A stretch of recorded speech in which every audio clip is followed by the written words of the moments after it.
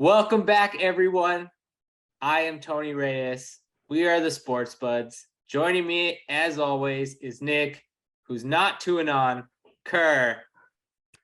And let me just say, we are missing one of our Sports Budz, Chris Billiings. He's on the DL right now. Yeah. Maybe there's some trade discussions going on. I don't know if he's holding out. We'll see if we can offer him some more money to get on this show, Nick. I don't know what we could do. But first things first, how are you doing today? I'm doing good, and I'm not 2-on. Not 2-on. Okay. And with Chris, I did hear some speculation coming out of Broncos camp that if they lose to the Jaguars this week, that Hackett might be out. So maybe that insider is Chris. Maybe he's got that side gig. He's bumped us. He's booking other gigs. I know. He may be. All right. Let's start it off here with your man, Mike McDaniel, and Tua Tagovailoa. Almost pronounced that right. Almost. Tagovailoa. There you go. Taking down the Steelers on Sunday Night Football, 16-10, in his valiant return to the starting position at quarterback. How was that experience? I mean, the atmosphere from tailgating to inside the stadium was all awesome. Pre-game comes out, he's all pumping up the crowd. You could see the first couple drives, he did look sharp, but as the game wore on, you could see the rust from not being able to. He basically hasn't had a full practice, like full live speed practice since before that Bills game. So you could see the rust. So it was nice to see the offense moving. Would have liked to get 7 instead of 3 a couple of those first possessions. Would have made it not as close in the end. But overall, great game, great atmosphere, and I'm looking forward to more. Right, I would agree. I mean, it's going to take a little bit of time to get some of that rust off. Mm-hmm. You could see some of that, but the whole offense had so much more energy. You could see that they were attacking. They looked more like confident in all of their plays. It was good to see. I saw every little mistake. Then he came back and answered it. Yeah. Waddle playing well. Tyreek Hill. Things are looking up over there. That's good to see. That was good. I hope we're finally at the point where people are going to stop questioning whether it's his team or not. That's true. I think we are at that point where we can stop questioning whether it is his team or not. We definitely have some other quarterback battles going on in the AFC East. I mean, we can just get to that right away. What is going on in New England with this Mac Jones, Bailey Zappi thing? I don't know, because Mac Jones was a game-time decision. He ended up starting the game and then was removed after inconsistent play. Zappi comes in, and everybody's thinking he's the one, and then it slowly goes downhill. So I don't think they have a really good choice at either player right now, but out of the two, I think they might roll with Zappi. That game was mad weird. Mm-hmm. Bears. We're talking about Bears-Patriots. Bears 33, Patriots 14, Monday Night Football. Wild surprise. Yeah. Inconsistent play is a nice way of putting that Mac Jones sucked. He could not complete balls downfield. They could not get first downs. Like Zappi comes in there. They all of a sudden score 2 touchdowns. Like bam, bam, 2 touchdowns. They go up 14-10, and you're just like, oh, this is Brady Bledsoe all over again. Yep. And then I don't know what happened in the second half. Like it just went all downhill. That wasn't Justin Fields. That was like Lamar. This was not the same Justin Fields we saw Thursday night. I was like, he looked good. He's like passes, running. I was like, who's this guy? This guy looks pretty good. Mm-hmm. And then the Bears, they took complete advantage of it. Every possession, they got points. I swear, it was just like field goal after field goal after field goal, 23-14, 26-14. And I was like, good lords, man. They're just running it down on them. But yeah, the Zappi and the Patriots couldn't get anything going in the second half, which was so surprising. Like nothing at all. They were turning it over. They looked horrible. I mean, maybe Belichick's just an average coach without Tom Brady. He was before, and he's proven to be after. Trying to get back to this him being an average coach. Well, we almost have I thought it was going to be like a quarterback controversy, but nope. Apparently Matt Ryan is just donezo. It's over for him now. Yeah. He can't even be the starter. He should have retired. Indianapolis is just like, Sam Ellinger, you're the guy. I don't care that Matt Ryan's injured. Even if he didn't get injured, he wouldn't be the starter. I can't believe they like came out to clarify that. They're like, oh yeah, this was coming. This was happening whether he got injured or not. Yeah, the Colts can't seem to find out that QB situation. They're sort of in that hole after having such great quarterbacks in Manning and Luck. Just no luck since then. Man, they've just been trying to like put a Band-Aid on that broken leg. Andrew Luck retires, and then it's Phillip Rivers, Jacoby Brissett, Carson. Hey, I being a Dolphins fan, I've been there. I was going through it. I hope I'm done going through it now. I believe I am. And the same thing we were just talking about with the Patriots. I think that they're going to go in that hole where they think everyone is the next great quarterback and is going to bring them to the promised land because they're so used to being there. But they're in for a rude awakening. They are. And the case study for that rude awakening is Chris Billiings, Denver Broncos. I mean, they thought that they had a quarterback, and I thought they did too. Most people were like, people did, yeah. That was a good move. But I've been like, it seems like they didn't think that they were gonna get Russell Wilson, and like because they got Hackett first. And they were like, oh, well, we're going to get Aaron Rodgers. Hackett. And like, that's what it seemed like, which probably seems like that probably should have happened because Aaron Rodgers looks like complete shit in Green Bay. And the Broncos and this Russell Wilson marriage is like the most like forced shit ever. And God, the Broncos, Hackett looks bad. He just, I think Billings might be on to something. He looked a little bit over his skis against the Jets. Nick. The 5-2 Jets. Yeah. You called this one. These New York teams, man. These New York teams. They're well coached, man. They're well coached. I am so angry watching that Giants team play against the Jags. I'm in shock that that game. I was like, I know. I completely expected that to go the other way. It was just so close toward the end that, like, some quarterbacks you just are just trying to pull some bullshit. Like Derek Carr, I'm just trying to get pass interference calls. I'm just trying to move the ball that way. Daniel Jones, 3rd and long, it's a run. It's always going to be a run. Always going to be a run. I've never seen a quarterback get away with this so much. 3rd and 11, 3rd and 13. It's always a fucking run. He doesn't complete pass. Who's the Giants wide receiver? Who is it? I actually looked this up today. We got Darius Slayton.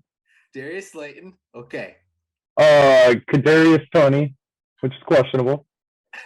We got Marcus Johnson and Wandale Robinson, who is also questionable. It's because they have Kenny Galladay, Sterling Shepard, and Colin Johnson all on IR. 0 wide receivers with 200 yards receiving this year. How are they 6-1? How are they 6-1? You just said it. 3rd and whatever. He's running. They just run it. Saquon does look awesome. Yeah. Holy shit, he's making plays every game. Good Lord, he looks good. Gosh. What else we got here? Oh, yeah. All right. Brady, Rodgers stink. They stink, man. I don't. That's why I was like putting in here about scoring being down. This is my only explanation with them stinking. Maybe they're just old, but like all of the teams, like other than like the Chiefs and the Bills, like Eagles in there too, that they have trouble scoring. Like teams make them go all the way downfield, and it's not like explosive plays. It's not coming to them as easy as it used to. Yeah, I mean, it seems with Garner the duel. Yeah, Rodgers has no one. Yeah, Brady has everyone, but he's just in his own place right now. That Mike Evans drop. Holy hell. I could have caught that shit. Yeah. The man was wide open. What the hell was that? What? He was still asked for an autograph after the game. What? No, that was. All right. I read this spin zone. That ref went to Texas A&M just like Mike Evans, and then they're exchanging phone numbers so they can play golf in the offseason. Oh, okay. I don't know about Golfgate. Autograph gate. I don't know what this is. He should have dropped that. Instead of that touchdown. That changed that whole game. It did. It completely removed the momentum that they had building up to that. We buried the Panthers. They done me dead last episode, and then they're coming out freaking from the grave. They were 11-point underdogs. 13. It was 13. It got up to 13. 13 on Sunday, and I looked at that. Wow. And I'm like, I don't want no part of this. 13's a lot. Yes, man. It was insane. Packers got to make a move. They got to trade for someone. Yeah. All right. Let's see. Let's move forward here. What do we got? We got the power rankings. Yeah. Like we talked about last episode, there's not really going to be much changing here. No, not when 3 of your top 5 teams are all on a bye. Yeah. That Vikings and that Giants team. I'll move them up in there. The Ravens and Chargers. They're not really. Yeah. My Cowboys are on the move, though. They're on the move. They're on the hunt. They're cracking this top 5. Hey, Dolphins got a favorable schedule coming up. They may be moving the way up on mine as well. Returning to the top 5. Returning with Tua to the top 5. All right. Let's look at these week 7 results. Because Chris isn't here. We're just going to assume Chris's power rankings are the same. Watching the Broncos is pretty much killing this man. That's what we're figuring here. He did the best last week. He did. Chris was 8-6 last week. Nick came in second at 6-8. And I just was like, let me get on that struggle bus. 4-10. You're just trying to make it close. I know. Man. Where does that put us on the season now? All right. That dropped me all the way down to 55%, 60, 45, and 3. Nick coming up the rear here. Oh, phrasing. Nick 50, 55, and 3, 46.2%. And Chris, last place there, 44, 61, and 3, 40%. It's on his way. We're getting close. Yeah. I'm coming back down to earth. That's about right. Come on now. Let's start this off here. We're gonna do this together here since we haven't really looked at it too much. Let's spice it up. So we've got Ravens at Bucks. Bucks pretty disappointing, like we've said. Brady stinks. The Bucks stink. Ravens are favored. Vegas agrees. 1.5 points. Who do you got? I think I'm gonna go with the Ravens here because that Bucks defense is not the same as it used to be a couple years ago when they were dominating. So I think Lamar Jackson has his way on Thursday night because that Bucks team is in a downfall right now. I agree with you on this. I agree with you. We're gonna go with the Ravens on this 1.5 points. That Bucks team, they suck. I don't know what they gotta do. They're just not right. Yeah. London game. We might have to stay asleep for this game. Broncos Jags. Billings is just trying to sleep through this whole season. Oh, man. Whew. We're going to have to get through this, Nick. Yep. 2.5 point favorites, the Jags. I'm gonna keep pulling with the Broncos. I'll go Broncos on this one. I'm with you, man. I'm with you. We are in lockstep for these first two. Yep. Cowboys, Bears, 7 points. Cowboys, home team. I'm going to say the Cowboys win this game, but it might be a lot closer. So I'm going to go with the Bears here. Oh, I got disagreement. Cowboys are going to win that game by more. That's okay. I'm going to put you in there, though. I think that's the 10-point win right there. Yeah. All right. Let's see what we got. Steelers, Eagles, 10.5 points. Philadelphia, the Battle of Pennsylvania. These Amish people are weird up here, my guy. I say Eagles win this game by 10.5, at least 10.5. I'm going with Eagles on this game. I don't want to agree with you. That fucking Eagles team is so goddamn good, though, and they're so stacked, that goddamn roster. I'm going to agree with you, too, man. They will lose at some point this year, but not this week. Yeah, not to the Steelers. Pickett stinks. All right. Raiders, Saints. Saints, underdogs at home. Raiders, 2-point favorites. Who are you taking? I'm going to go with the Saints here. Damn, I got to disagree with you again. I'm going with the Raiders, dude. The Raiders seem to have figured something out. They were like running the ball. It was the Texans. We both picked the Texans to cover, though. We did. We're both wrong. I don't know. That's sadly one of the better games this weekend. Patriots, 1.5 favorites on the road at the Jets. Who do you got? See, this one's a hard one for me because actually, I want to go with the Jets. Same. Patriots got distraction going on because they do. Jones, Bailey's because we don't even know who's starting this week.